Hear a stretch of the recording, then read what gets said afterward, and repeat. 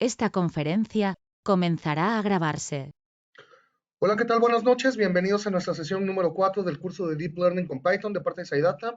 Mi nombre es Héctor Manuel Garduño Castañeda y como cada noche les doy la bienvenida a esta nueva clase. Bueno, pues ya terminando la semana, última sesión de la semana, de nuestra primera semana. Muchas gracias por haber confiado en nosotros. Y vamos a continuar con el tema de ayer. Estábamos viendo los gradientes y los estamos programando desde cero. Los estamos programando a mano. Repito, no te desesperes, no te asustes si no le vas captando a todos los algoritmos. Esto es únicamente con un objetivo didáctico, por una parte de que conozcan al menos a grandes rasgos, al menos superficialmente, cómo se hace a mano, cómo se hace el algoritmo desde cero. Pero en la práctica no se resuelve así, en la práctica utilizamos bibliotecas. Y ayer hacia el final de la clase les comentaba que otro de los objetivos, otra de las razones por las que me gusta hacerlo así, es para que aprendan, por una parte, a apreciar que hay gente que se dedica exclusivamente a desarrollar código, bibliotecas dentro de lenguajes de programación como Python, como R, que nos facilitan muchísimo la vida. Eso por una parte. Por otra parte, para que no se tenga la impresión de que todo esto es magia, sino que sí se sepa que por debajo hay trabajo hecho. Entonces, vamos a continuar. Me voy a ir nuevamente a nuestra diapositiva. Déjenme encontrarla. Aquí está. Aquí está. Y estábamos en C03, descenso de gradiente. Perdón, este es el de teoría. Es este, el de práctica. Se los paso por el chat. Hice modificaciones hoy en la tarde, entonces este ya no es exactamente igual al que vimos ayer, pero son detalles mínimos, o sea, aumenté, añadí un par de líneas de código, pero no fue la gran cosa, entonces eh, incluso pueden seguir trabajando con el que descargaron desde ayer, no hay ningún problema. Yo aquí ya lo tengo en Jupyter, hasta arriba, hasta acá, y borré todo, entonces tengo que reinicializar todo. Aprovecho entonces nada más para hacer rápidamente un resumen del algoritmo. Primeramente, pues vamos a llamar las bibliotecas, NumPy para trabajo con matrices o arrays, Pandas para trabajo con data frames, con tablas de información, Matplotlib y Plotly para trabajar con gráficas, sobre todo Matplotlib. Bueno, queríamos resolver un problema de regresión lineal. Básicamente, ¿qué es un problema de regresión lineal? Dado una nube de puntos, encontrar la línea recta que mejor se ajuste a esa nube de puntos o el plano que mejor se ajusta a esa nube de puntos si estamos en tercera dimensión, es decir, si tienes 3 columnas en tu tabla, 2 columnas descriptoras y una columna objetivo. Pero bueno, eh, entonces, el minimizar o el encontrar esa recta que mejor ajusta a los puntos, o ese plano que mejor ajuste a los puntos, es equivalente a encontrar el mínimo de esta función para los parámetros beta 1 y beta 2. Beta 1, beta 2 son los parámetros del plano. Ven que ayer les platicaba, todo plano se puede ver en una ecuación de este estilo. Déjame ver si lo tengo por acá. Sí. Todo plano se puede ver en una ecuación de este estilo, algo por x más algo por y más z más un número igual a 0. En nuestro caso, este número va a valer 0, entonces me olvido de esta c, no va a existir. Y entonces lo que quiero encontrar es quiénes son beta 1 y beta 2, de tal manera que el plano que se me genere, imagínate un cartón de caja de pizza, el plano que se me genere se ajuste mejor a los datos, se ajuste a la nube de puntos. Eso es resolver un problema de regresión lineal. Eh, Matemáticamente, analíticamente, significa encontrar los beta 1, beta 2, estos dos parámetros, que son los parámetros del plano, de tal manera que esta función se vuelva mínima.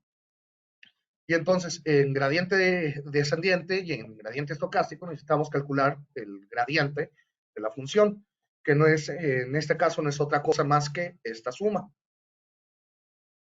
No es otra cosa más que esta suma. Simplemente es la derivada. Simplemente es derivar la expresión de arriba.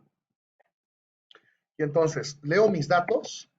Ahí simplemente leo mis datos. Tengo una tabla de 10,000, perdón, de 1000 filas.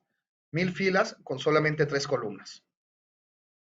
Aquí lo tengo a nivel array, a nivel, digamos, un arreglo, como una especie de matriz, pero me gustaría verlo más bien como una especie de tabla de datos.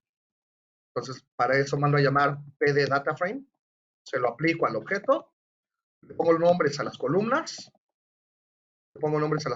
y muestro el resultado. Entonces, es lo mismito, nada más que fíjense cómo me lo presenta de forma diferente. Aquí me lo está presentando como un array, es decir, como una especie de matriz de líneas, y aquí sí me lo está presentando como una tabla como tal, como lo vería si fuera un Excel. Así es como se vería si estuviera en un Excel. Y grafico estos puntos.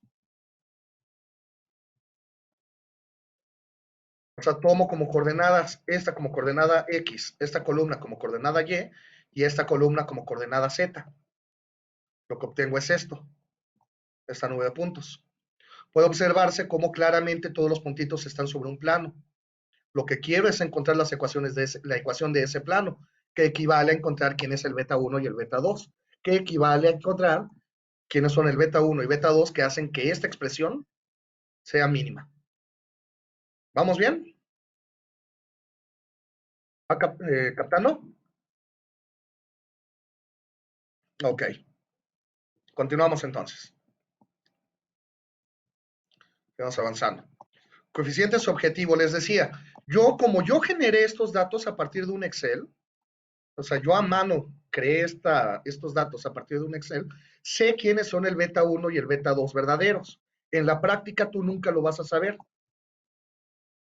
Estos son el beta 1 y el beta 2 verdaderos, son los valores que yo tomé aquí, son los valores que estoy tomando acá para beta 1 y para beta 2, y me generé 1000 datos a través de esa expresión, de esa ecuación matemática. Entonces, yo conozco quiénes son beta 1 y beta 2. En la práctica nunca los vas a conocer. De hecho, quieres calcularlos, quieres estimarlos, quieres dar una aproximación a los valores verdaderos. Eh, Diciéndolo en otras palabras, algo más en cristiano, es como si yo te planteara este problema, es como si yo te planteara este problema con estos datos, o con estos datos, y te pidiera, y te dijera, la respuesta es esto, o te fueras al final del libro y vieras quién es la respuesta, te van a salir estos, las respuestas son estos números. Entonces, en la práctica tú no los conoces. Ahorita los voy a utilizar, para que vean cómo sí voy a llegar a resultados muy parecidos a estos números. Ahora, en X me voy a quedar con la tabla original, pero solamente con las primeras dos columnas. Y en Y minúscula va a ser la tercera columna de la tabla original. Muestro. X ya nada más tiene las primeras dos columnas de la tabla original. Son dos columnas, 1000 filas. Y Y solamente una columna. Ayer les explicaba que esto no se deje de intimidar, no significa que hay cuatro. No significa que hay cuatro columnas, no. Me doy cuenta porque cada fila siempre va rodeada por corchetes. Esta es una fila, esta es otra fila, esta es otra fila. Y todas las filas, fíjense cómo van rodeadas también por un par de corchetes. Este corchete que tengo sombreado se cierra con este corchete que tengo acá. Es como si tuviera entonces una colección de parejas. Este es el primer elemento, este es el primer elemento de esa colección. Este es el segundo elemento de esa colección. Este es el elemento 1000 de esa colección, porque hay 1000 filas. Aquí, en cambio, fíjense cómo la estructura no es la mismita. Tengo el corchete que abre y el corchete que cierra está hasta el final. El corchete que cierra está hasta el final. No tengo corchetes intermedios. Al no tener corchetes intermedios, significa que todo esto está formado en una sola especie de lista, que viene siendo esa columna, esa tercera columna de la tabla original. ¿Se entiende? Díganme. ¿Vamos bien hasta acá? No hay ningún problema hasta aquí, ¿verdad? Ok. Seguimos avanzando. Podemos obtener la variable objetivo. Acuérdate, la variable objetivo es la tercera columna. Podemos obtener la variable objetivo mediante un producto escalar de los pesos, es decir, de la beta 1 y la beta 2, con las variables independientes. Básicamente, ayer expliqué esta función. Lo que va a hacer es tomarse, yo le voy a pasar de comer dos números y le voy a pasar de comer una tabla. ¿Qué es lo que va a hacer? Una tabla de dos elementos. ¿qué es lo que va a hacer? Me va a tomar cada uno de los números, que tengo dos aquí en coeficientes, me va a tomar cada uno de los números y lo va a multiplicar respectivamente con cada una de las columnas de esta tabla, que va a tener dos columnas. Entonces toma primer número de estos y lo multiplica por primer columna de esta, más segundo número de estos y lo multiplica por segunda columna de este. ¿Se entiende? Díganme, díganme. Por ejemplo, déjenme quedarme con algunos. Déjenme jalar estos.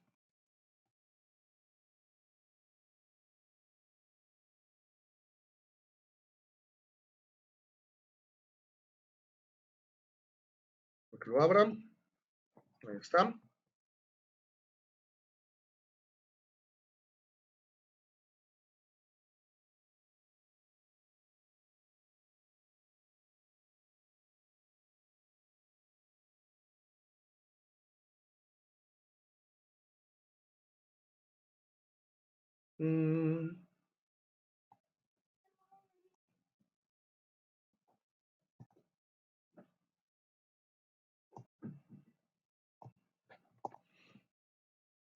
¿Lo hizo? Ahora déjenme ver.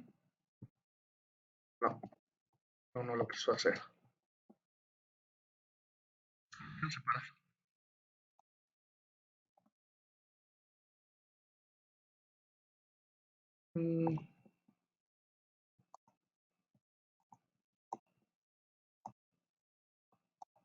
Ya está. Tengo estos números y tengo estos números. Son la primera columna de X, la segunda columna de X. Y también tengo los numeritos, estos otros dos, los de coeficientes, estos.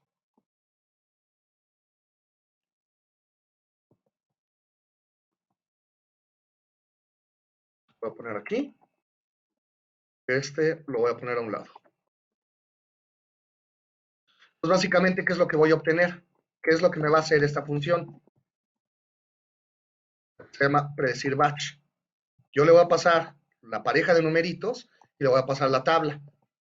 ¿Qué es lo que le estoy pidiendo aquí con este return? ¿Qué es lo que le estoy pidiendo que me devuelva? Estoy diciendo, hazme este numerito por cada uno de estos. Por cada uno de estos.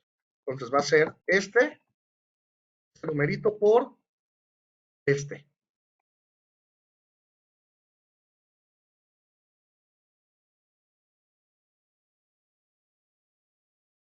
Entonces fíjense. Este que está acá es el numerito, el primer numerito por el primer elemento. Este que está aquí es el numerito por el segundo elemento. Este que está aquí es el numerito por el tercer elemento. Entonces, estoy agarrando todos los elementos de la primera columna, los voy a multiplicar por este número. Lo mismo aquí. Aquí va a ser ahora este numerito por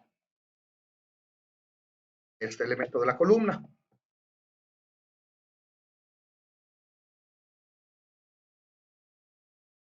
Obtengo estos resultados.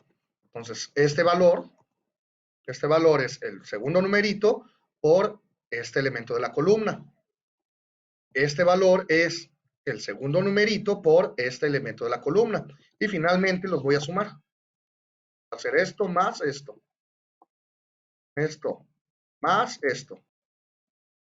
Esto más. Ay, esto más esto. Pum. Eso es lo que estoy haciendo en esa función. Por ejemplo, déjenme construirla. Ahí la estoy construyendo. Ahí únicamente la construí. Aquí la voy a aplicar. Le estoy pasando de comer los dos numeritos junto con la tabla, las dos columnas de la tabla. Y aquí le voy a pedir que me muestre nada más los primeros 10 resultados. Es más, incluso déjeme pedirle que me muestre los primeros 3. Fíjate, me da 126, 97, 37, que es este. 126, 97, 37, 33, perdón. 50.9479. 50.9479. 10.81. 10.81. Me dio los mismitos. Esos son los primeros 3. Solamente que aquí yo le estoy pasando de comer la tabla completa de las dos columnas de la tabla completa. O sea, las 1000 filas con dos columnas. Entonces, en realidad, Y predicciones tiene 1000 números, formado por 1000 números. Estos son solamente los primeros tres. Serían este y este, que son los primeros tres que tengo en el Excel. Ojo porque hay notación científica aquí, pero son exactamente los mismos números. ¿Sí se captó? ¿Se va captando?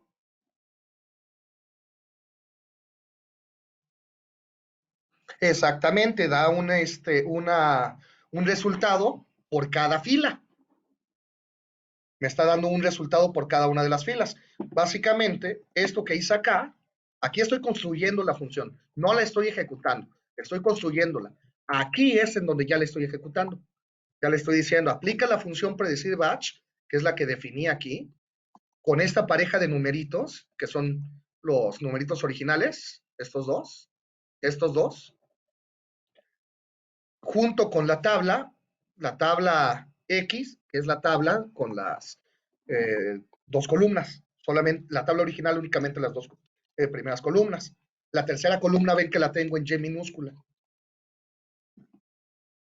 ¿Estamos? Sin reshape ni nada. Si no, así queda.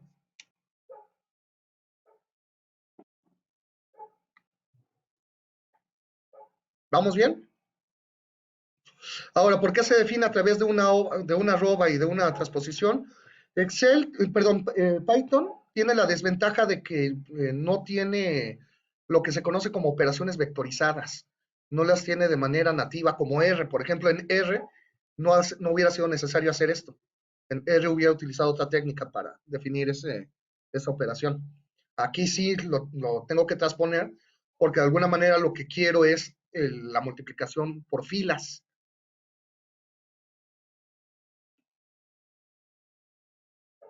Es como si Python supiera multiplicar filas y no columnas.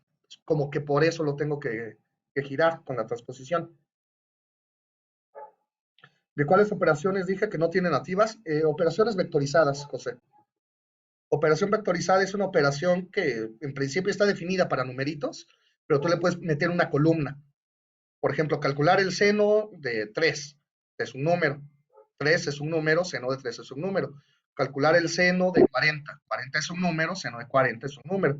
Pero R, por ejemplo, puedo calcular el seno de toda una columna, así directito, seno de tal columna. Y me va a dar como resultado el seno de cada elemento de la columna, de forma directa. En Python ese tipo de funciones no vienen de manera nativa.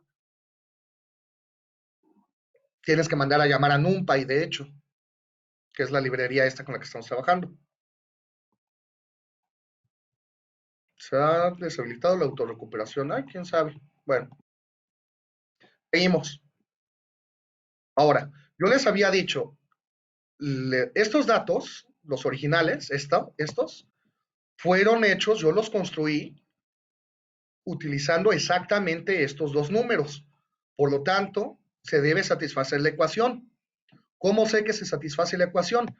Viendo que la Y original, esta es la Y de la tabla original, me daría lo mismito que si yo utilizara esta función, la predecir batch, para construir a la Y. Y es que acuérdate, ¿cómo va mi ecuación? ¿Cómo va mi ecuación?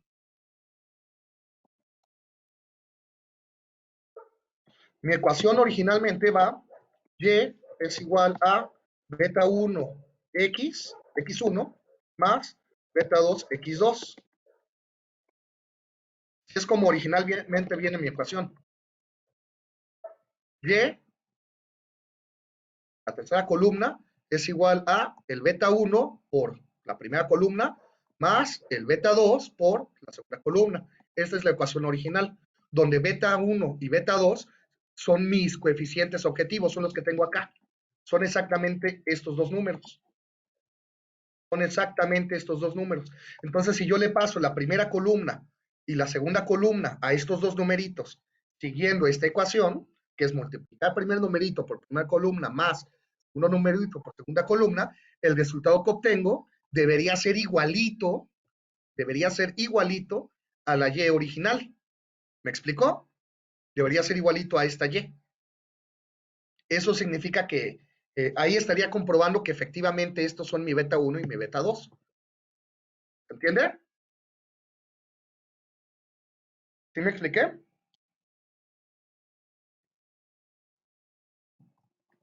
Y de hecho también lo hicimos ayer. Lo que hice fue, ¿dónde está? Aquí. Fíjate, estas Y predicciones son las que calculé con esta función de Python. Es como lo calculé con Excel. Esta es la original de la tabla. Son los 10 primeros elementos de la tercera columna de la tabla original. Hago la resta y me resulta que son puros ceros. Nada más le estoy pidiendo los primeros 10. Que pidiera todos, aparecerían 1000 ceros. 1000 ceros. Todos son iguales. O sea, no estoy cometiendo ningún error en este caso. ¿Pero por qué? Porque lo que le estoy pasando de comer son de por sí la beta 1 y la beta 2 verdaderas. Por eso no cometo ningún error.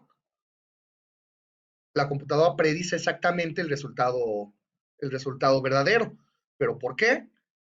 Básicamente porque le estoy pasando de comer los coeficientes originales, el beta 1 y el beta 2 original. Esos nunca los voy a conocer en la práctica, así que en realidad nunca voy a obtener algo tan bonito como esto en la práctica. ¿Se entiende? Pero en teoría esas son puras estimaciones. En teoría sí, Garcés, en teoría sí, pero es que estoy estimando utilizando los valores verdaderos de beta 1 y de beta 2. Ven que les decía ayer, yo soy Dios y por lo tanto sé quiénes son la beta 1 y beta 2 verdaderas. En la práctica eso no lo vas a saber, lo quieres estimar. Entonces, ¿les parece que avancemos? Ok, por ahí hay algunos que me dicen que les salen numeritos de este estilo. Les aparecen cosas así. No te preocupes, está bien. Esto es prácticamente cero. Lo que te está diciendo es que este punto decimal lo muevas 17 lugares a la izquierda. O sea, esto es igual a 0. ¿Qué será? A ver, lo tendríamos que mover. Déjame hacerlo al revés. Lo tendríamos que mover 17 lugares a la izquierda. Ahí ya lo moví un lugar. Estaría aquí. Ahí ya lo moví 2 lugares. Por acá, ¿no? 1, 2, 3, 4, 5, 6, 7, 8, 9, 10, 11, 12, 13, 14, 15, 16, 17. Que me queda 0 punto. Tengo que llenar todos estos lugares. Todos estos lugares serían ceros. Órale. Todos estos es más bien 0 punto. Y todos estos se convertirían en ceros.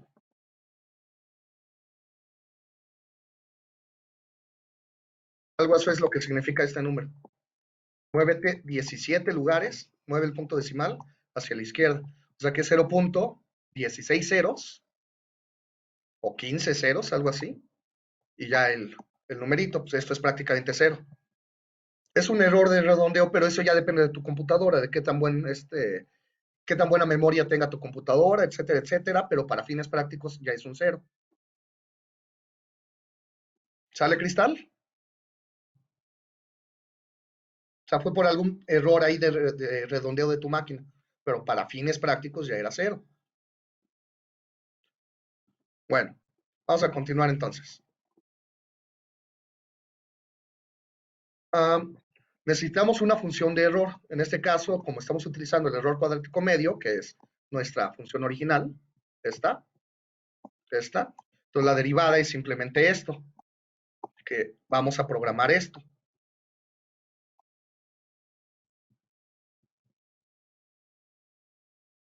¿Dónde está? Aquí está. Bueno, primero, error batch es la función original. Es la función original, es esa suma de cuadrados. Esta es la L. Entonces se programa muy fácilmente. Es una suma, coeficiente por primera columna más coeficiente por segunda columna, menos, menos tercera columna. Menos tercera columna de la tabla original. Vámonos de vuelta. Aquí está. Le estoy diciendo, dime cuántas filas tiene la tabla original. Dime cuántas filas tiene. Y aquí básicamente lo que le estoy diciendo es, tómate la Y predicha por la computadora, réstale la Y original, es decir, la tercera columna, la columna original, eleva al cuadrado y divide entre 2m. Bueno, súmalos, eleva al cuadrado y divide entre 2m. Ahí nada más estoy construyendo la función. Pum. ¿Vale? Por ejemplo, si yo le metiera aquí error batch,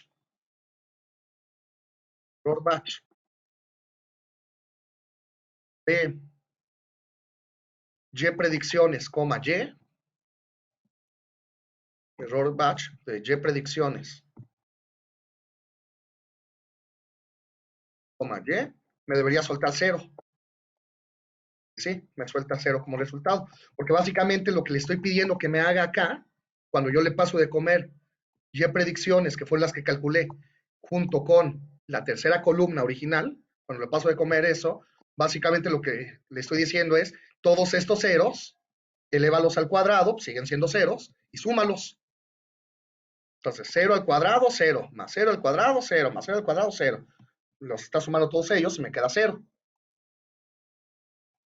Por eso era de esperarse este resultado. Pero ojo, volvemos a lo mismo. ¿Qué es lo que sucede? Que en este momento Y predicciones, lo que tengo ahí en Y predicciones son los resultados de la computadora de haber hecho estas operaciones, de haber hecho el numerito por cada uno de los elementos de la columna, numerito por cada uno de los elementos de la columna, y después sumarlos, pero es que los numeritos que le estoy pasando de comer son de por sí los verdaderos, son los originales. Si quieren podemos hacer un experimento. Fíjate, voy a pasarle otros dos. Déjenme definir aquí. Déjenme definir aquí otros coeficientes. Coeficientes, prueba.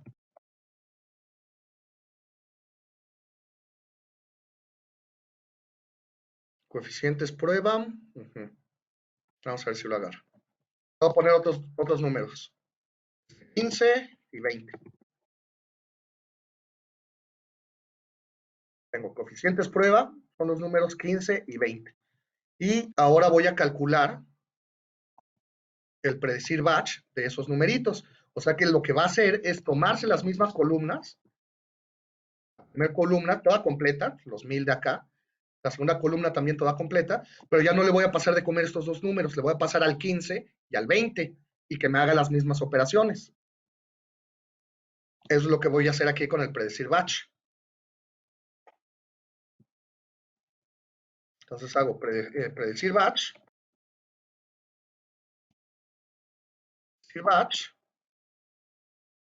de coeficientes prueba, coma X. Le estoy pasando de comer estos dos números. Suelta esto como resultado. Así que a esto le voy a poner nombre. Y prueba. Esto es nada más para que entiendan qué es lo que hace cada función. No me va a servir. Es nada más para que entiendan qué hace cada función.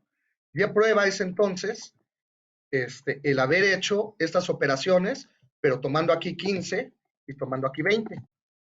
Ahora voy a tener estos valores.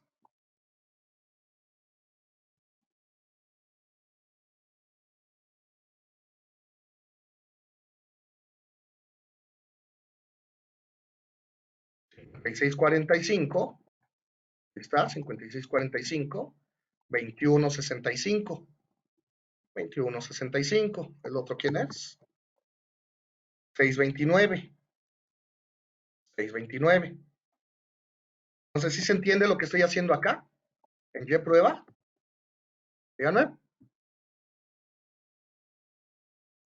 O sea, ahora le estoy pasando de comer ya no los coeficientes originales, le estoy pasando de comer como coeficientes al 15 y al 20. Y entonces, ¿qué es lo que me va a tirar esta función? Ya no me va a tirar un 0. Yo calcule error batch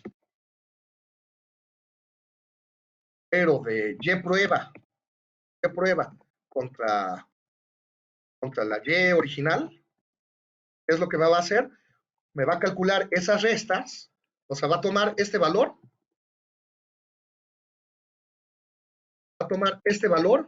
y se lo va a restar al primer valor de las Y, o sea, al primer valor de la tercera columna, y al resultado lo va a elevar al cuadrado. Luego va a agarrar a este valor, se lo va a restar al segundo elemento de la tercera columna y lo va a elevar al cuadrado. Va a tomar luego este valor, se lo va a restar al tercer elemento de la tercera columna y lo va a elevar al cuadrado. Y así lo va a hacer con los 1000 valores que obtuve. Después va a sumar todos esos cuadrados y después va a promediar, va a dividir todo entre 2000, de hecho, entre 2000, porque ven que le pusimos un sobre 2m, la m vale 1000, porque es el número de filas. Aquí está. Entonces lo calculo y me suelta un error de 174.71. O sea, mi error promedio fue 174.71. Aquí no cometí errores, aquí pues obviamente sí estoy cometiendo errores. Entonces, para cada pareja que yo de números, me va a soltar errores. Por ejemplo, si ahora le pusiera en vez del 15 y el 20, le pusiera el 30 y el 20, ya mi error fue menos. Ahora mi error fue 90.73. Si le pusiera 30 y 40, mi error ya fue muchísimo menos, 2.99. Lo que quiero es, ahora sí, olvidándome de las beta originales, suponiendo que nunca conocí estos, que nunca he sabido estos valores, tendría que encontrarme los beta 1 y beta 2 que más se parezcan, es decir, los beta 1 y beta 2 que hagan que esta operación se vuelva lo más pequeño posible. Ese resultado se vuelva lo más pequeño posible. ¿Entendido? ¿Por qué el problema de regresión se llama batch? No, no, Eduardo. Batch es el método que vamos a utilizar. Gradiente descendente batch. Por eso le estoy poniendo batch.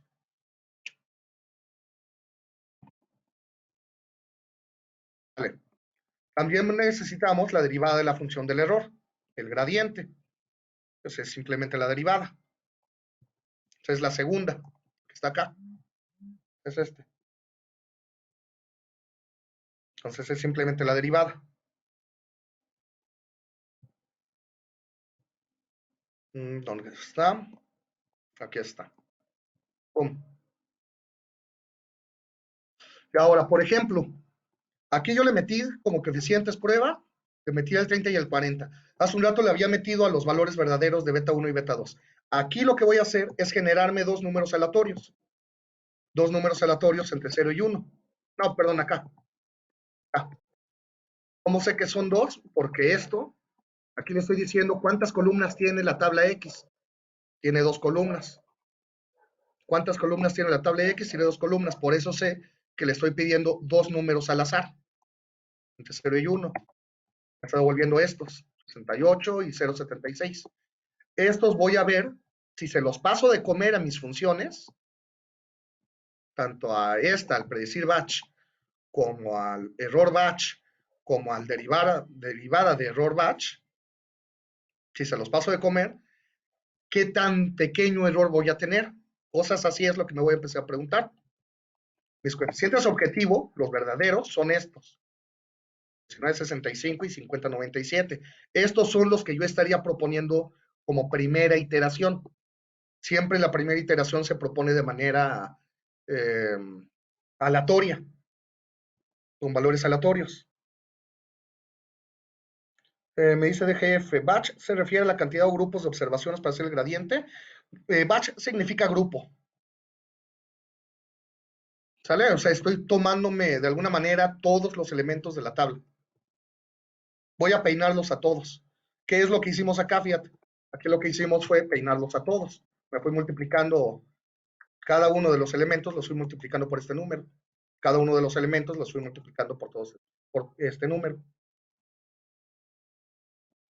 Y ahora, por ejemplo, predecir batch, pasándole estos coeficientes, estos, con la tabla original. Es como si le estuviera poniendo acá 0.68 y aquí 0.76. 0.76. Me suelta estos resultados. Eso es lo que le estoy pidiendo que me haga aquí. Entonces ya tendría toda esta columna de acá, los 1000 elementos que tienen que ir acá, empezando con 2.245, 0.84, 0.27. ¿Lo podemos ver?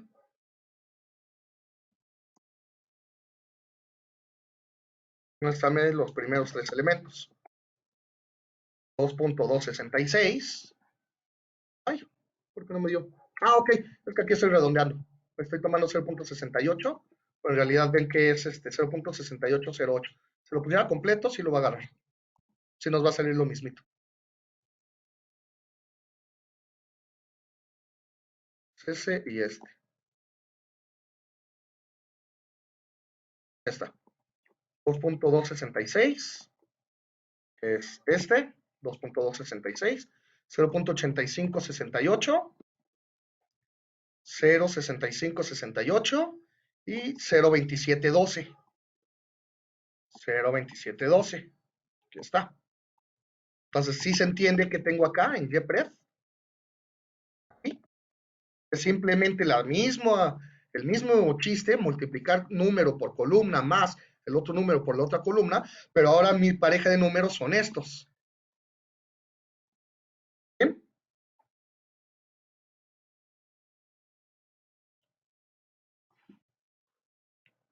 ¿Va bien? ¿Va bien? Ahorita que llegamos a ese Calern, Garcés, me avientas nuevamente la pregunta. Ok. Error. Esta recuerden que era lo que hacía. Se toma cada uno de estos elementos. Aquí nada más estoy mostrando 3, pero en realidad son 1000. En realidad tengo 1000 ahí. Error batch, ¿qué es lo que me hace? Se iba a tomar estos 1000, se iba a agarrar le iba a restar el valor verdadero de la tercera columna de la tabla original, los iba a restar y elevar al cuadrado. Luego que es el segundo elemento, se lo iba a restar al segundo elemento de la tercera columna original y lo elevaba al cuadrado. Luego se lo resta al tercer elemento de la tercera columna original y lo resta y eleva al cuadrado. Y así lo hace con cada uno de los 1000. Y después suma todos los resultados. Es el que al principio me daba 0 y que después cuando empecé a modificar las parejitas de coeficientes, me dio que 100 y algo de error, y luego me dio 90 de error, y luego me dio 2 de error. Vamos a ver aquí cuánto error se cometió utilizando estas parejas. Un error de 587, un error altísimo, utilizando esta pareja. ¿Se entiende? O sea, me está diciendo cuánto me estoy equivocando. En promedio, en cada observación me estoy equivocando en 587, en un valor de 587. O sea, estoy súper mal, súper mal. Un error altísimo. Lo que queremos es minimizar ese error. ¿Cuánto vale la función derivada habiendo utilizado este JPRED, esta de 1000, junto con las originales, en la primer columna de la tabla X? Acuérdense que la tabla X tiene dos columnas, que son las primeras dos columnas de la tabla original. Aquí le estoy pidiendo únicamente en la primer columna de esas dos. Básicamente le estoy pidiendo que me calcule esto, únicamente en la primera columna.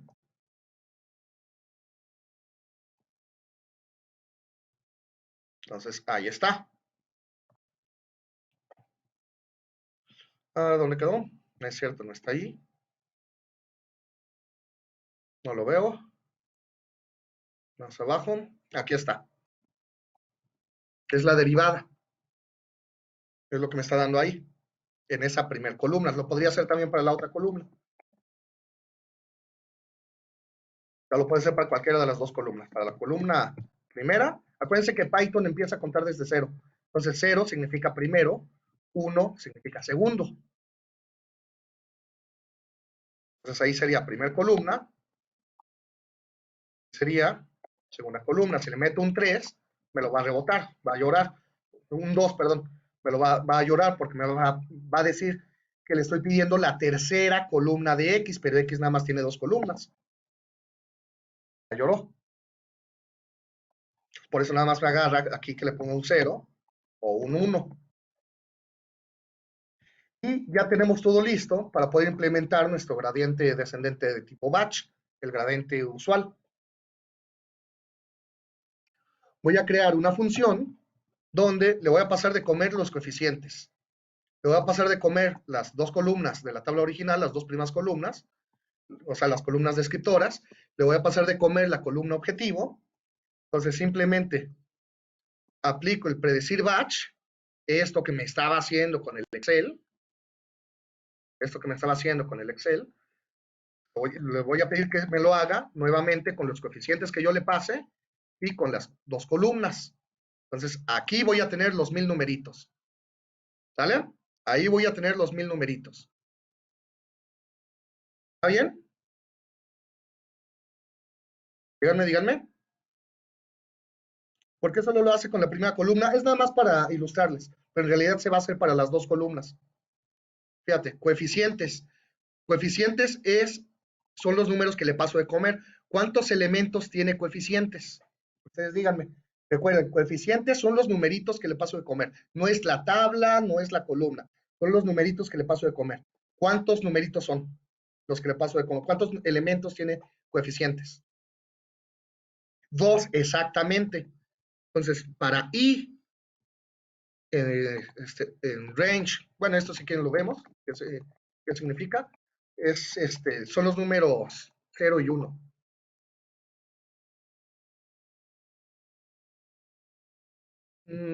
¿Por qué no me lo quise imprimir? Ah, listo.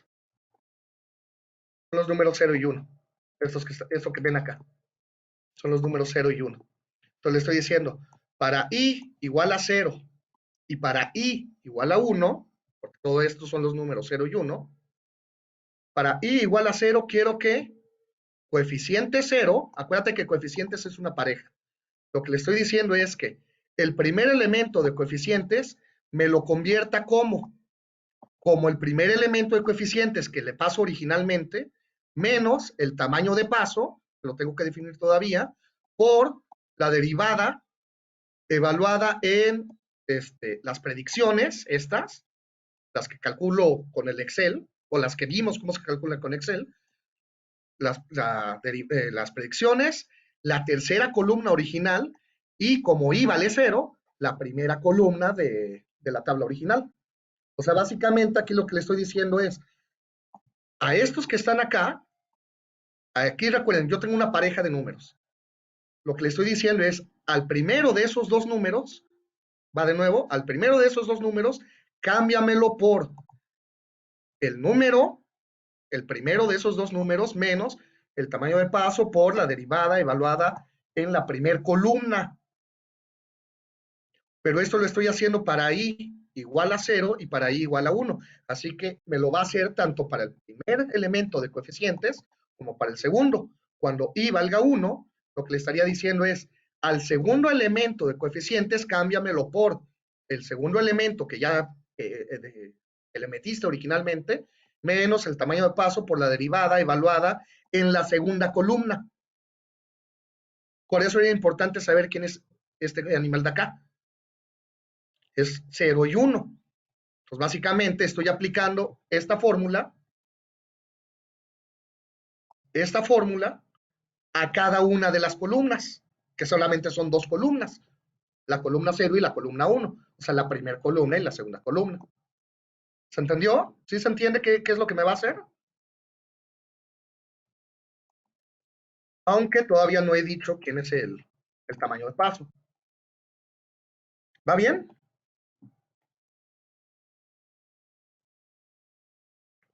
Entonces, básicamente lo que me va a hacer es reemplazarme los originales que yo le meta, los coeficientes originales, me los va a reemplazar por estas correcciones, que es precisamente lo que define al método, ¿no?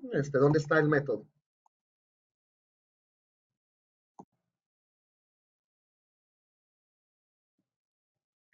Fíjense, ¿qué es lo que me dice? ¿Cómo se hace la actualización? La actualización es el que tú tengas en ese momento menos el tamaño de paso por la derivada. Eso es lo que hace el gradiente descendente. Es lo que estamos haciendo aquí. Es la actualización es el que ya tienes menos el tamaño de paso por la derivada. Y ahora hay que hacer esto muchas veces. Hay que hacer esto muchas veces. Entonces ya podemos matarlo, ya podemos matar el problema. Tenemos que definir el tamaño de paso, que en Deep Learning, ayer ya lo comentábamos, también se le llama ratio de convergencia o learning rate, o coeficiente de aprendizaje. Dije ratio de convergencia, ratio de aprendizaje, o cociente de aprendizaje, o radio de aprendizaje. Me voy a crear dos listas vacías, coeficientes iteraciones y error iteraciones. Lo que voy a hacer, fíjense, ahí les va la estrategia. Voy a meter mis coeficientes originales, que son estos, los que inventé, los aleatorios, los random, estos. Voy a empezar con esos dos. Se los voy a pasar de comer a esta función, junto con la tabla X y la columna Y. Se los voy a pasar de comer. Me va a hacer correcciones, me va a hacer actualizaciones. Esas nuevas actualizaciones que me saque, que van a ser dos numeritos nuevos, se los voy a volver a dar de comer y entonces lo voy a volver a actualizar. Y los nuevos dos numeritos que me saque, se los vuelvo a dar de comer, me va a volver a devolver dos numeritos, se los vuelvo a dar de comer y así me voy a ciclar. ¿Cuántas veces quiero hacer eso? 200. 200 veces, que es lo que tengo acá.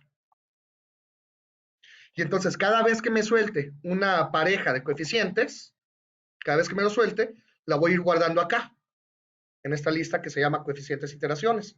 También le voy a pedir que me calcule los errores, el error cometido para esa pareja. Cada vez que calcule el error cometido, voy a pedir que me lo guarde en esta lista, error iteraciones, con un tamaño de paso de 0.02. Y aquí, de hecho, estoy reinicializando mis coeficientes, porque estoy creándomelos nuevamente.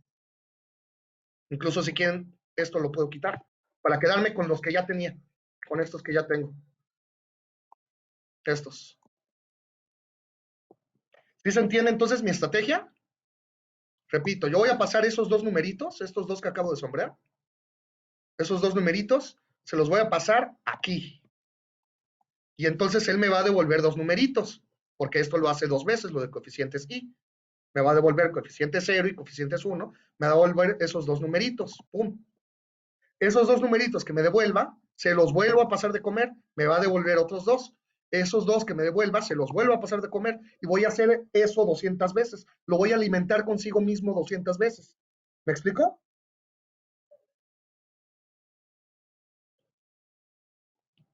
¿Sí se entiende mi estrategia? En un momento voy con tu pregunta, Eduardo. ¿Pero se entiende la estrategia?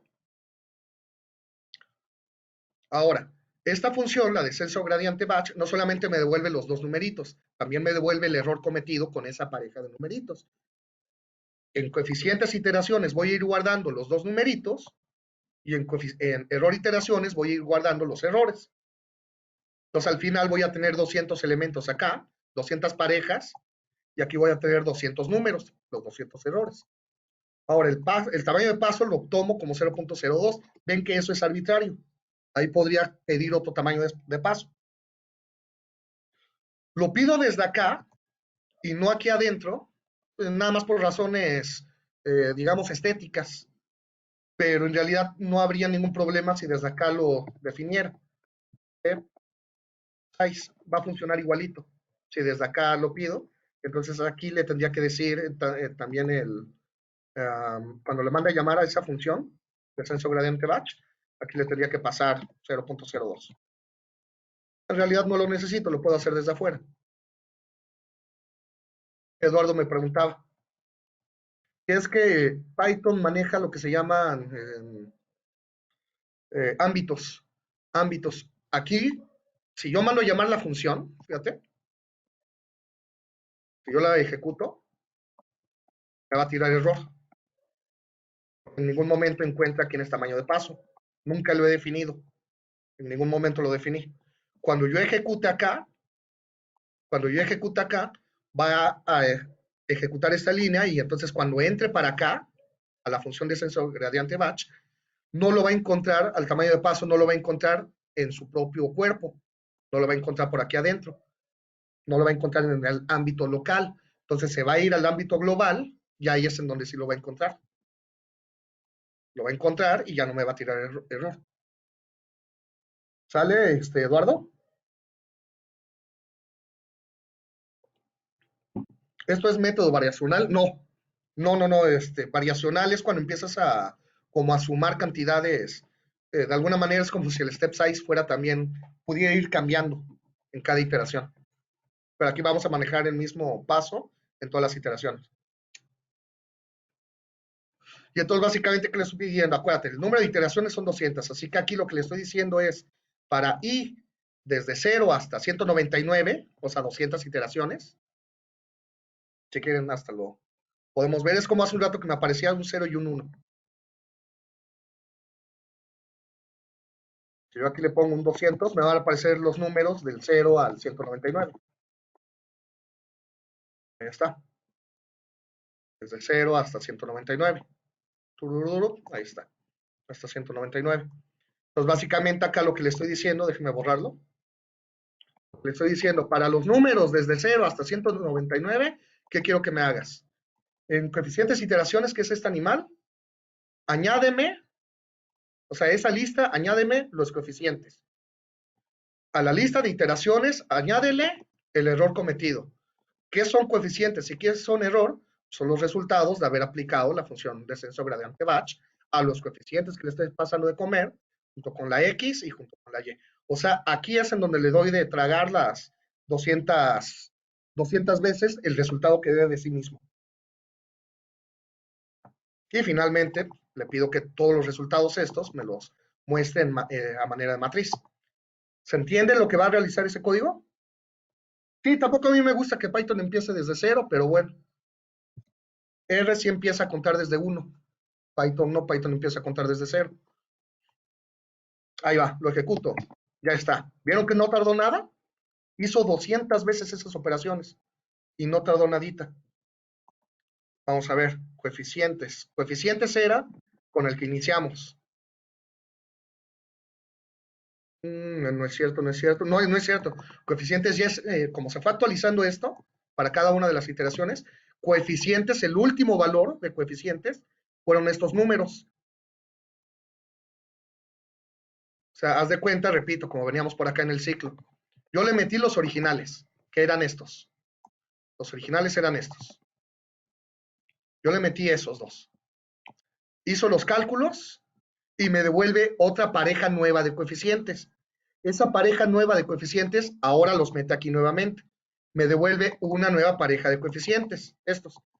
Esta nueva pareja de coeficientes se la vuelvo a dar de comer, me vuelva a devolver una nueva pareja, se la vuelvo a dar de comer, me vuelva a devolver una nueva pareja. Eso lo hago 200 veces. Entonces, al final, una vez que hizo eso 200 veces, ¿quién fue la última pareja que me devolvió? Pues resulta que la última pareja que me devolvió es esta, 19.15, 49.92. Yo empecé, la primera vez que le di una cucharada de comida, fueron estos números. Esa fue la primera vez que le di una cucharada de comida. Lo fui alimentando 200 veces con lo que me iba devolviendo y la última devolución que me hizo fue esta pareja. ¿Quiénes eran los coeficientes verdaderos? 19.65, fíjate, yo obtuve 19.15. 50.97, yo obtuve 49.92. ¿Sí vieron? O sea, yo empecé con estos. Yo empecé con estos. Y lo alimenté 200 veces. Y al final, la pareja que me devolvió al final, después de 200 veces, fue esta. Y fíjense quién era la pareja verdadera. ¿Sí se nota? Díganme. O sea, prácticamente sí me dio, después de 200 veces de alimentarlo, sí me dio lo que me tenía que dar. O sea, fallé por centésimas. Incluso puedo ver el error. Primero lo muestro así. Error, iteraciones. En cada iteración ¿Cuánto me equivoqué? En la primera iteración, este fue mi error. En la siguiente iteración fue este. En la siguiente iteración fue este. Acuérdense que lo hice 200 veces. Pues me voy, me voy, me voy. Pueden ir viendo que va disminuyendo. Va disminuyendo, va disminuyendo. Aquí ya estamos en errores de 0.96, error de 0.92. Va disminuyendo, va disminuyendo. Mi último error fue de 0.30. Podría verlo en una gráfica, cómo fue el comportamiento de los errores. Y aquí lo pueden ver. Ay, aquí lo pueden ver, cómo se fue comportando el error. Tenía un error muy grande, arriba de 500,000 inicialmente, que es este numerito, es este, 546,000. Ese fue mi primer error acá. Y se fue disminuyendo, se fue disminuyendo. Se fue disminuyendo. Digo, visualmente no es muy atractiva esta gráfica, pero si quisiéramos ver, por ejemplo, la evolución de las estimaciones, fíjate, déjenme ver cómo está. En rojo, ¿quién es? Ajá. En rojo es el beta 1 y en azul es el beta 2. Ahora déjenme ver si es cierto. A ver, ¿dónde están? Beta 1 y beta 2, ¿dónde están? Ajá. Beta 1 es el 19, beta 2 es el 50. O sea, beta 1 es el rojo, beta 2 es el azul. Fíjense cómo fue evolucionando. Inicialmente empecé acá, mi pareja de numeritos, que fueron los originales, los coeficientes originales, estos de aquí arriba. Ay,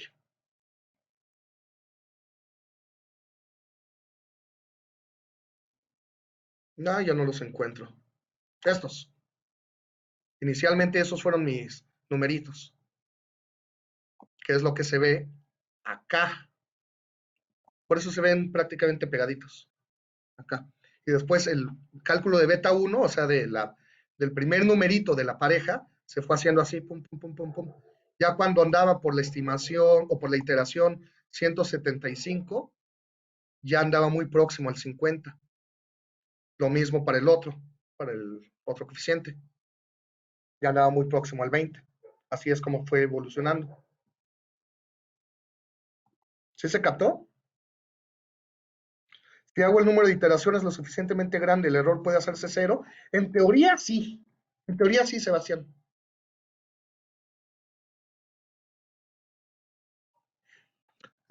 Cuando se habla de error significa que el dato arrojado no es un dato válido y conforme se cierre ese error, el dato es confiable. Lo que estamos diciendo es que esta cantidad, acuérdate que esto es lo que quieres minimizar. Lo que estamos diciendo es que esta cantidad todavía no se minimiza lo suficiente. Eso es lo que te está midiendo el error. Un error grande significa que esta cantidad es grande. Un error pequeño significa que esta cantidad es pequeñita. Y acuérdate que tú lo que quieres es hacerla lo más pequeña posible. Por eso buscas que el error sea lo más pequeño posible. ¿Sale? ¿Dudas, por favor, hasta acá? Ahí es donde las estimaciones importan. Así es.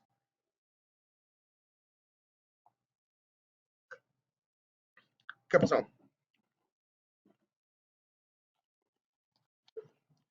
Yo lo corrí con 500 iteraciones, me dice José Luis. Sí, claro, entre más iteraciones hagas, mayor exactitud vas a tener. Y en teoría, si pudieras hacer infinitas iteraciones, si pudieras hacer infinitas iteraciones, te va a dar el resultado verdadero. ¿Sale?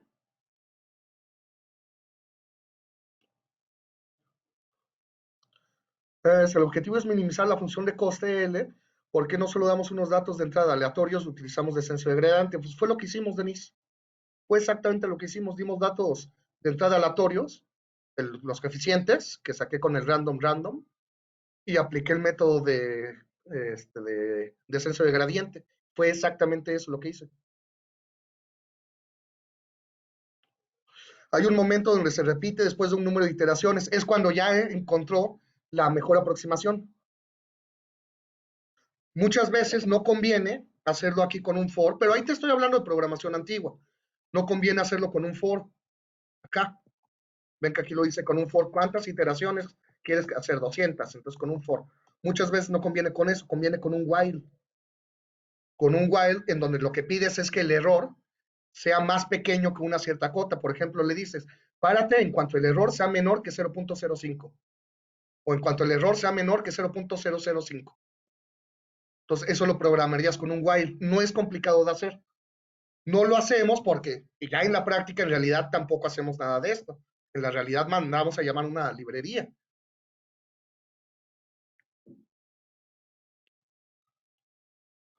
Y precisamente con el while, la ventaja que tiene que utilices un while en vez de un for, como le dice acá, es que con el while te asegura que en cuanto se cumpla la condición de error, es decir, que el error sea tan pequeño como tú pides, ya se para el algoritmo. Y entonces te evita que hayan repeticiones como con el for.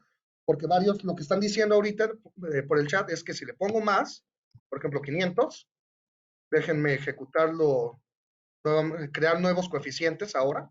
Ya no voy a utilizar los que tenía antes. Creo unos nuevos. Pum. Y vamos a ver cómo se vio a ver, coeficientes en cuánto quedó ahora. 19.64 y 50.97. Sigue siendo bonito. Pero no sé si ya haya repetición en los valores. A ver, déjenme ver este vector. El vector coeficientes iteraciones. Déjenme verlo.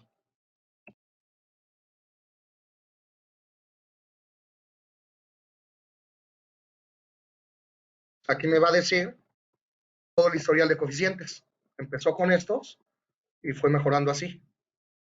Fue evolucionando así. 500 veces. Pues aquí todavía no observo repeticiones, todavía no observo que se repitan los valores, pero si lo haces el suficiente número de veces, se te van a empezar a repetir. Ya no puede mejorar, ya no puede mejorar. Por eso es que en vez de programarlo con un for, lo programas con un while, para no tener que hacer trabajo de más. Te proteges en el caso de que no pueda mejorar, ya que no siga haciendo cuentas. Imagínate que le pides que lo haga 1.000.000 de veces y te resulta que desde las 1.000 veces ya se estancó, pero tú le pediste 1.000.000. Entonces, pues, no tiene caso que se lleve todo ese tiempo de cómputo. Mejor se lo pones con un while y le dices, en cuanto el error sea más pequeño que tal cosa, disminuye, perdón, rompe el ciclo. ¿Sale? ¿Cómo saber qué step size elegir? Aquí no hay una regla. O sea, tú se lo cambias y en una de esas haces que se vuelva más rápido. A ver, incluso si quieren lo hago con un while. En vez de con un for, vamos a sacarlo con un while.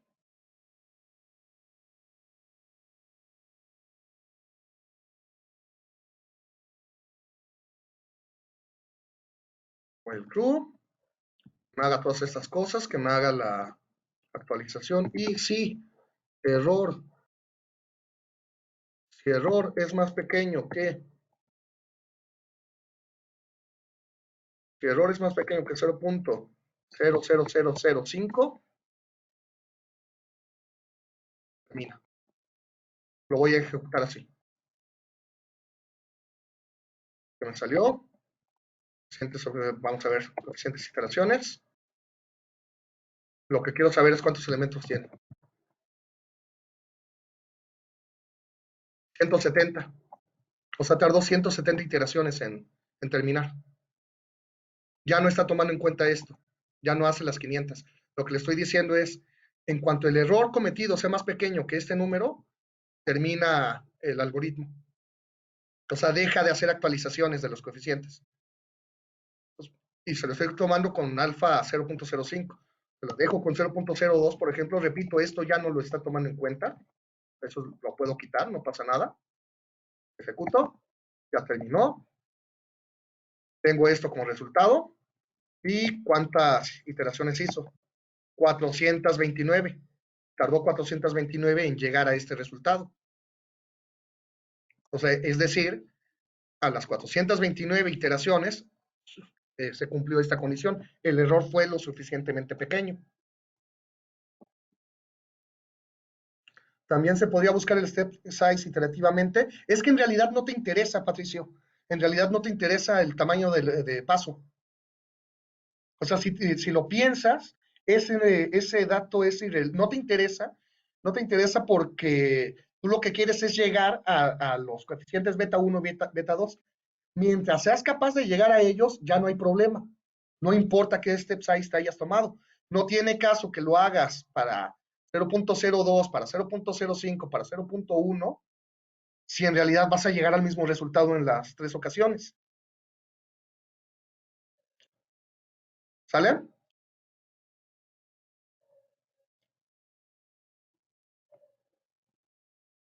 Y es que lo que buscas no es minimizar el número de iteraciones, no, es llegar nada más a los coeficientes beta 1 y beta 2. Si te tardas un día en calcularlos y te tardas media hora, pues obviamente es mejor tardarse media hora que un día, pero tu objetivo era encontrar los beta 1, beta 2, etcétera.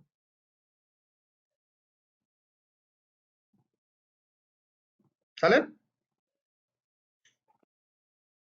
A ver si le pusieron un step size más grande, 0.8. ¿Cuánto tardará?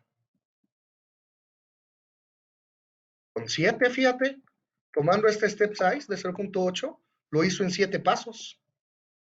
Lo hizo rapidísimo. A ver, este me interesa para graficarlo. Error iteraciones. Ahí está. Evolución del error. Hijo de su... Fíjate. Fíjate cómo desde la primera iteración disminuyó el error. O disminuyó muchísimo. Así que debió haberlos. Esta gráfica tiene que verse muy cerrada. Ahí está.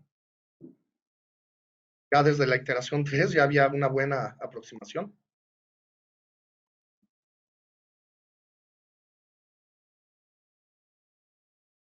¿Verdad? ¿Dudas? ¿Vamos bien? Fíjate, y le puse un tamaño de paso de 0.8. Y es que no hay un tamaño de paso universal, no hay uno que le pegue a todas las funciones, ¿no? Y como les decía ayer, también parte del problema es que encontrar el mejor tamaño de paso equivaldría a tener que resolver el problema sin utilizar gradiente descendente. Así que en realidad no te, el resolver el problema del mejor tamaño de paso te va a costar el mismo trabajo que resolver el problema sin utilizar gradiente. Entonces realmente no te ayuda. Ahora, ¿cómo sería con gradiente estocástico? Esta es más simple, porque en gradiente estocástico recuerden que ya no hacemos la suma. En gradiente estocástico ya no hacemos esta suma, ya no sumamos los errores, sino nada más me tomo uno al azar, y a ese lo tomo como representante. Entonces se vuelve mucho más sencillo. La implementación, la teoría ya vieron ayer, que la teoría es más complicada para el gradiente estocástico, pero la implementación es bastante más sencilla. Voy a hacer lo mismito, otra vez me voy a generar mis dos numeritos. Generé estos. Predecir observaciones. Es básicamente la misma idea. Me estoy tomando coeficientes, lo estoy multiplicando, pero ahora fíjate que X ya no es X mayúscula. La X que voy a tomar van a ser las columnas. Por ejemplo, cuando ejecuto, fíjate, le paso de comer estos dos números y le paso de comer solamente la primera columna. Ya no le paso de comer las dos columnas juntas, solo le estoy pasando de comer la primera columna. Básicamente lo que está haciendo ahí es ¿dónde está? ¿Dónde está? Le estaría pasando de comer nada más esto. Hago el numerito por eso y lo sumo.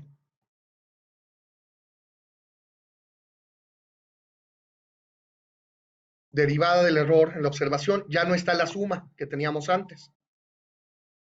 Ya nada más es el y predicho menos el y verdadero por la columna. Por ejemplo, derivada, error, observaciones. Bueno, primero acá. Aquí que es lo que le estoy diciendo es, La pareja de numeritos con la primera columna. Es esto que multiplica el numerito por cada elemento de la columna y qué sé yo, bla, bla. Y ese resultado es el que le voy a pasar a derivada error observación. Entonces ahí les va. Ahí está. Tengo los dos valores. La definición de la iteración es similar a la de batch. Las iteraciones del gradiente estocástico. Simplemente usando el error de observación en vez del error total. O sea, ya no hago las sumas. Ya no hago las sumas. Me estoy tomando la actualización.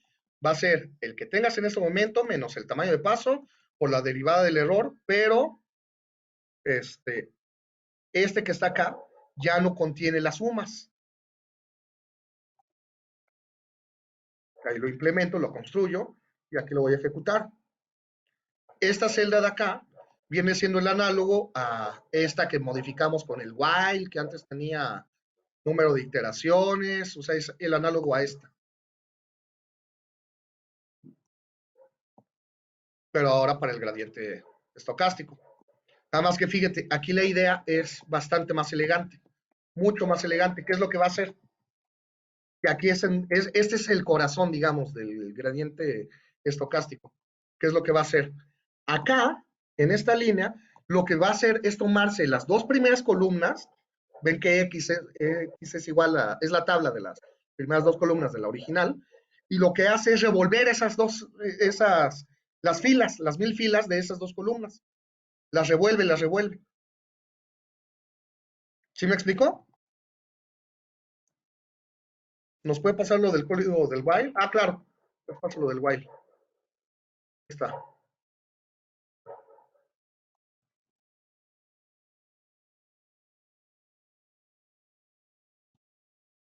Ahí está. Déjenme ir para abajo.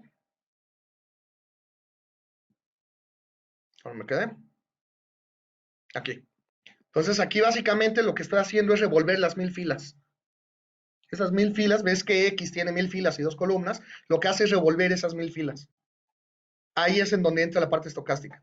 Lo que hace es revolver esas 1000 filas, una vez que las revolvió, fíjate cómo aquí no tengo ningún parámetro de número de iteraciones. Aquí voy a hacer de hecho una sola iteración, pero esa sola iteración la voy a pasar por todas las filas revueltas. Esa es la fuerza que tiene el gradiente estocástico. Para cada fila, le voy a pedir que me calcule el error. O sea, se va a quedar con el primer elemento. Una vez que revuelvo, bueno, más bien, va a ir peinando sobre todas las filas. Entonces se va a fijar en la primera fila, pero acuérdate que ahora la X ya está revuelta, la X mayúscula.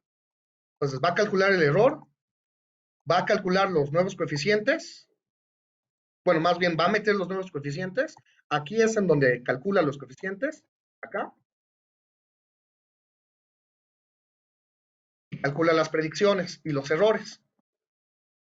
Pues los va a ir metiendo, pero acuérdate de que la tabla ya está revuelta, ya revolví todas las filas.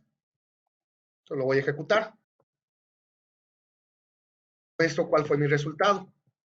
Yo empecé con estos ahora. Empecé con esta pareja. Ahora voy a ver en qué a cuál llegué. El 1965, el 5097 es a la que llegué después de aplicar el gradiente estocástico. ¿Cuáles eran los verdaderos? 1965, 111, fíjate. Hasta acá tuve exactitud. No, 50, 97, 41, 0, 3, hasta acá tuve exactitud. Fue más exacto que el gradiente usual. En el gradiente usual ves que tuvimos errores de acercamiento a centésimas. Aquí lo tengo hasta millonésimas de exactitud. O sea, funcionó mejor este método.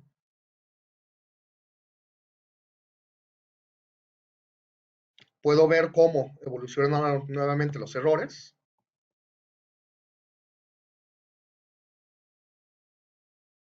Un comportamiento parecido.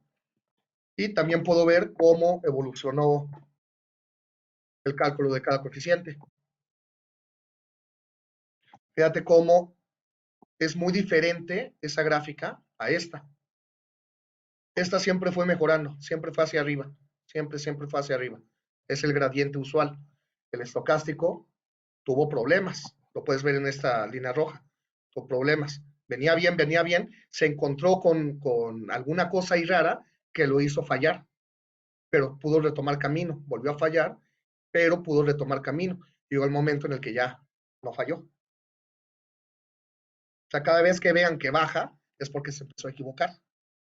Empezó a cometer más errores de lo previsto. O sea, él ya llevaba una dirección para encontrar el beta 1 y beta 2 y de pronto se dio cuenta de que no era por ahí y retomó el camino. ¿Sí? Eso es bueno, claro que es bueno. O sea, lo importante es que haya retomado el camino. No importa que durante el camino se haya equivocado, lo que nos importaba era que llegara. No hay que llegar primero, pero hay que saber llegar, ¿no? Fue lo que le sucedió. El otro, el gradiente usual, ese siempre fue hacia arriba. Sus gráficas siempre fueron hacia arriba. Significa que nunca tuvo errores. Él siempre fue mejorando cada vez más. Este no, este se fue equivocando, pero reculó. ¿Sale? Ahora les decía al inicio de la clase, así no es como se hace en la práctica real. Pues nada más para que vieran el algoritmo desnudo, el algoritmo desde cero. En la práctica utilizamos lo que se conoce como scikit. Es una de las herramientas poderosas de Python para el análisis de datos. Scikit. Scikit-learn es una biblioteca, tiene estimadores para regresión y clasificación basados en SGD, en gradiente estocástico. Okay, la S es de estocástico, el gradiente descendente estocástico, y esas son regresor y clasificador. O sea, tiene para hacer regresiones, como la que acabamos de hacer, y también tiene para hacer clasificaciones como por ejemplo hacer regresión logística. Los parámetros más importantes son la función de pérdidas a utilizar, que en nuestro caso de la regresión lineal fue el error cuadrático medio, el learning rate, es decir, el tamaño de paso, y el máximo de iteraciones que quieres que realice. Pues les muestro qué tan fácil sería. Bueno, y ayer no les comenté por cuestión de tiempo, pero aprovecho ahorita para decirles sobre Python. ¿Por qué yo utilizo Jupyter? Esto se llama Jupyter. ¿Por qué utilizo Spider? ¿Por qué utilizo Spider? ¿Por qué utilizo Colab? ¿Por qué en análisis de datos solemos usar esos?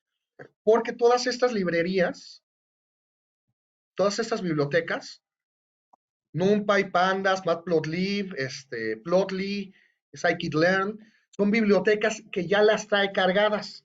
Tanto Spider como Jupyter como Colab ya las tienen cargadas. No es necesario que se las instales. Si tú estás trabajando con algo diferente a Spider, a Jupyter o a Colab, tienes que hacer un paso previo para instalarte estas bibliotecas. Les muestro cómo sería. Yo quiero utilizar Scikit-learn, sklearn. Entonces, lo que haría, si no la tuviera instalada, sería pip install sklearn.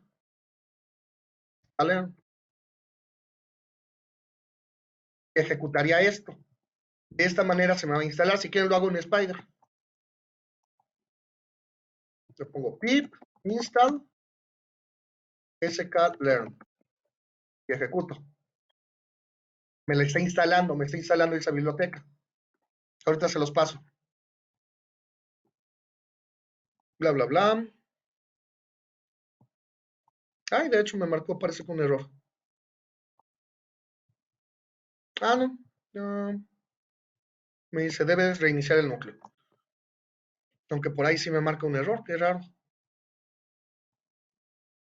A ver, déjame hacerlo así.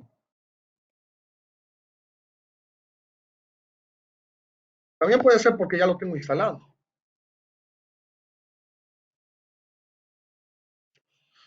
No, sí me sigue marcando como que un error. A ver, déjenme ver si lo puedo mandar a llamar.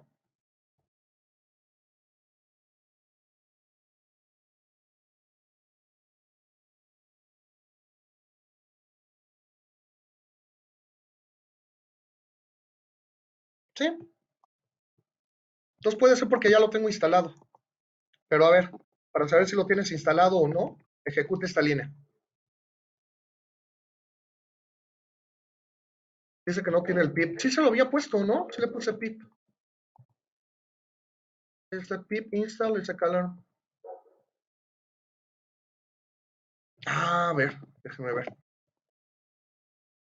Puede ser que no se llame así. Puede ser que tenga otro nombre.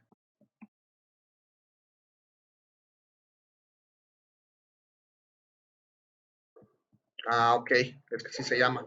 Scikit-learn. No es nada más sklearn. Perdón, no es nada más. Ajá, sklearn es scikit-learn. Me parece que ese era el problema. Hay que ponerle pip install scikit. Bueno, a ver si lo agarra.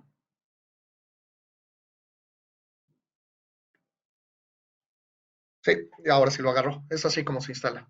Pip install scikit-learn. ¿Se las paso?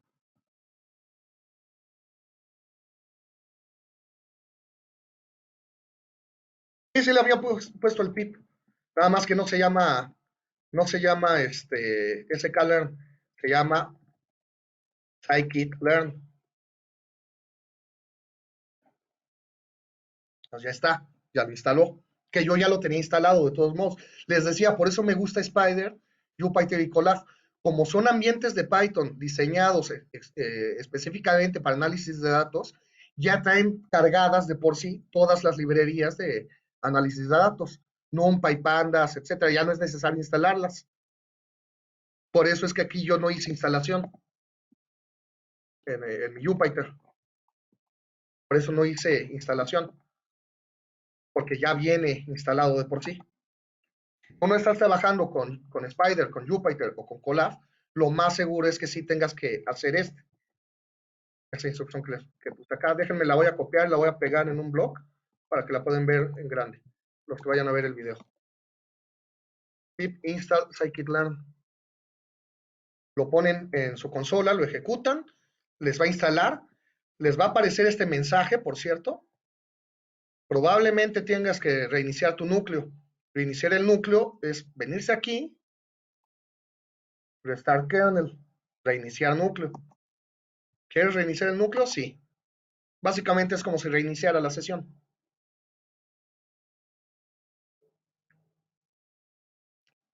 Ya está. Entonces ya puedo utilizarlo. Ya nunca más tengo que volver a hacer ese pip install. Ya está dentro de mi Python, ya está esa biblioteca, ya la obtuve. ¿Estamos?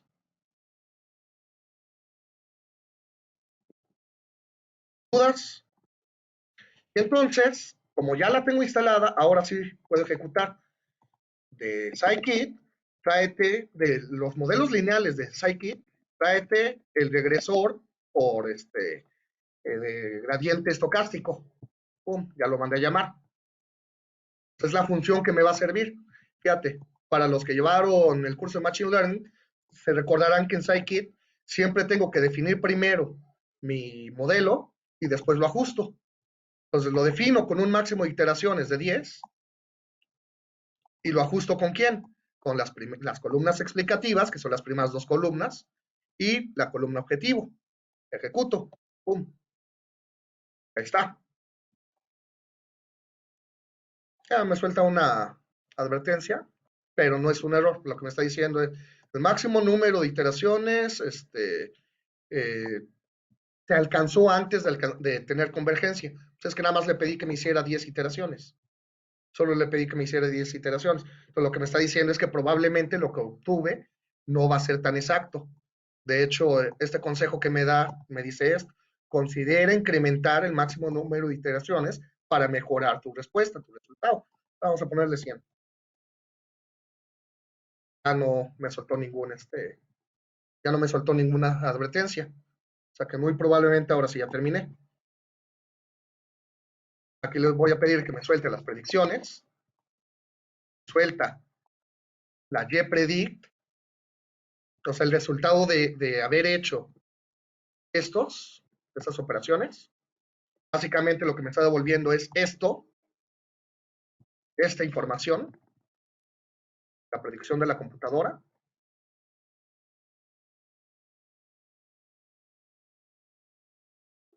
Ahí está. Y para ver los coeficientes que produce, o sea, quiénes son el beta 1 y beta 2 que él calculó, 1964 y 5096. ¿Cuáles eran los originales? 1965 y 5097. Vemos que se acercó bastante. O sea, todo lo que hicimos durante la hora y media anterior se puede hacer rápidamente utilizando nada más estas líneas de código. Mandando a llamar al regresor de SGD, es decir, de gradiente estocástico. Aquí repito, siempre lo que uno hace es construir el modelo y después ajustarlo. Construyes el modelo y luego lo ajustas. Y una vez que haces esto, básicamente ya fue todo el trabajo. Ya nada más le preguntas, a ver, ¿cuáles fueron tus respuestas? ¿Cuáles fueron tus respuestas? Estas. Ya terminó. Está padre, ¿verdad? Está poderoso eso, ¿no? Ah, ok. Los demás parámetros, va. Vamos a ver los demás parámetros. Es más, si quieren, vamos a ver toda la documentación de esta. Scikit. SG regresor. Loss, por default, siempre tiene el error cuadrático. Por default. Pero lo puedes cambiar. Error cuadrático son los que le puedes meter. Le puedes meter Hoover, epsilon insensitivo o epsilon al cuadrado insensitivo. Dice, el error cuadrado se refiere a los mínimos cuadrados ordinarios. Esa es la manera usual en la que uno resuelve regresiones, el método de mínimos cuadrados. Hoover modifica el error cuadrado para enfocarse menos en los outliers, corrigiendo, dice que hace una corrección. No sé exactamente ahí que te dice from square to linear loss, de una pérdida cuadrada a una lineal, pasando por una distancia de epsilon. No sé exactamente qué será lo que esté haciendo ahí. Ahora, la ventaja que tienen es que el usual, o sea, ¿qué te gusta? En casi 100% de los casos, este es el que vas a utilizar, porque es la manera natural de medir una regresión lineal, el error cuadrático. O sea, en la gran mayoría de los casos, así que con los no te tienes que meter. El alfa, fíjate por default, el alfa que trae es 0.0001. Es el radio de aprendizaje, el tamaño de paso, es el que trae por default. Estos de la penalidad se refiere a condiciones de regularización, cómo se regulariza una estimación, que se trata de ver, por ejemplo, datos atípicos que pudieron haber modificado mucho el resultado, o si tienes muchas variables, cómo puedes penalizar eso. No me acuerdo si eso lo vimos en Machine Learning, el ElasticNet, la regularización de Lazo y la L2. Pero bueno, vamos a volver. Entonces, básicamente, de lo único que te preocupas es el máximo de iteraciones. Porque el tamaño de paso, pues ya lo trae predefinido él. De hecho, ¿cuál máximo de iteraciones tendrá? 1000. Fíjate, 1000 por default.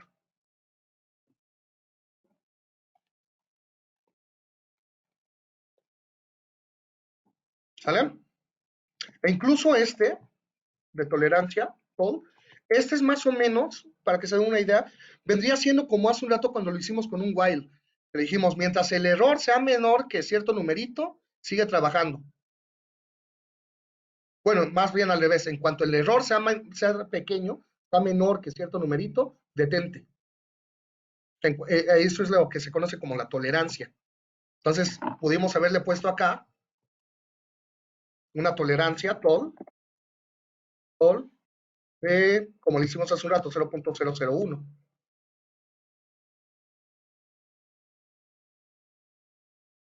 Y me da estos resultados, que sí se acercan bastante ya a los verdaderos, a los que me tenían que dar. Y eso que nada más le moví la tolerancia. ¿Qué es lo que está haciendo? Básicamente lo que estaría realizando es como con un while. En cuanto el error sea menor que 0.001, termina el algoritmo. Ya no sigas haciendo cuentas. Porque como les decía, a veces es mejor así en vez de decirle el máximo número de iteraciones.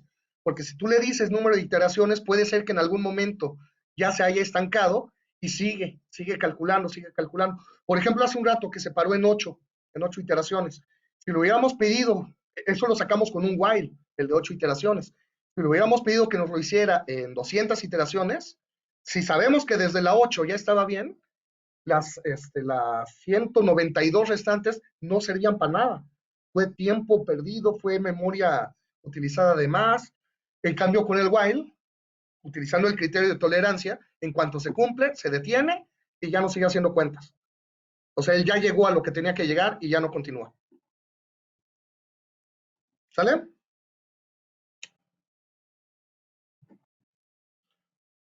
¿Les gustó?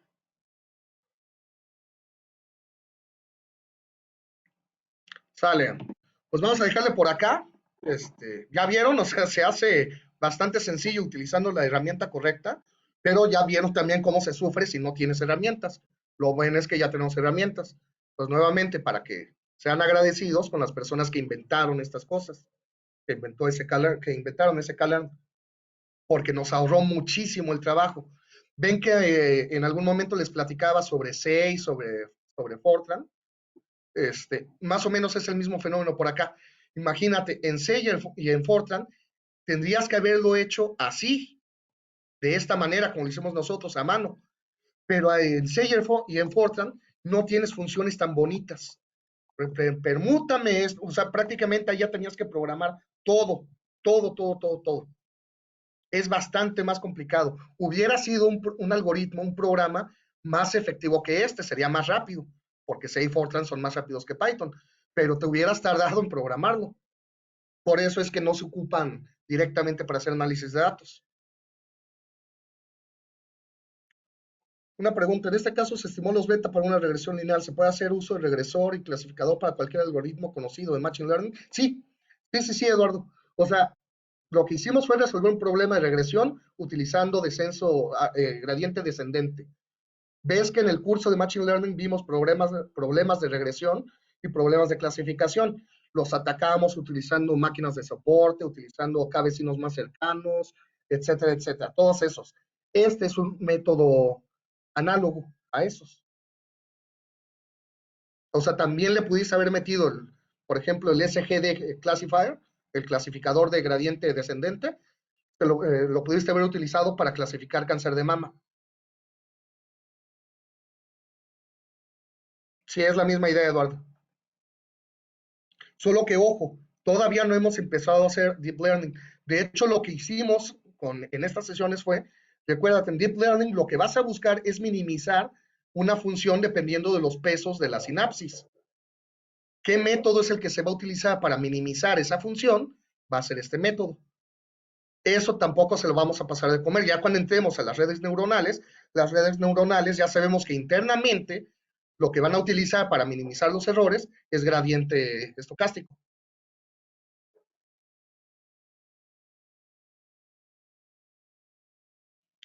No, para la siguiente clase no me acuerdo qué tengo preparado. A ver, denme un segundito, nada más para revisar mi apunte para ver qué vamos a ver en la siguiente, la clase de lunes. Un minuto, un minuto.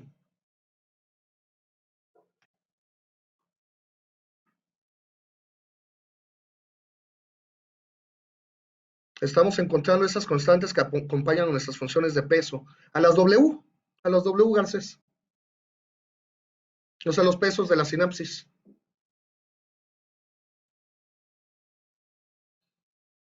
Déjame revisar, es que eso lo tengo en el celular. Aquí está.